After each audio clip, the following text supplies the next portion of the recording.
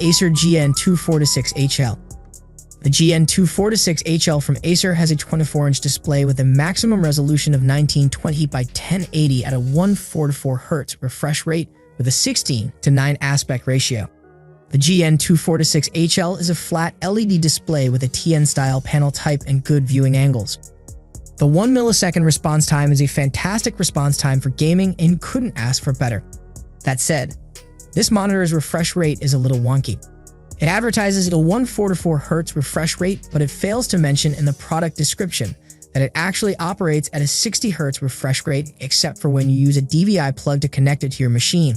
So, if all you have is HDMI or VGA, then you are stuck at 60 Hz until you shell out the extra cash for a DVI cable. On the upside, you are likely to not need a new graphics card. Unfortunately, this monitor does not come with FreeSync or G-Sync, which means you will have to manually match your frame rate to your refresh rate if you notice any of the symptoms that occur when they aren't synced. Having that capability is fairly important for a solid gaming monitor, which holds this one back from being a fantastic choice for all of your gaming needs. This cheap gaming monitor is VESA compatible, which makes it a great choice for a multiple display setup if that strikes your fancy. Unfortunately, this monitor has some fairly thick bezels on it, which could be distracting in a setup like that, and it could also be inconvenient depending on how your setup is configured.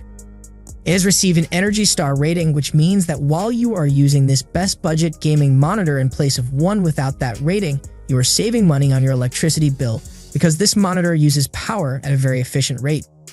This great gaming monitor has 3 different connectivity options available for use.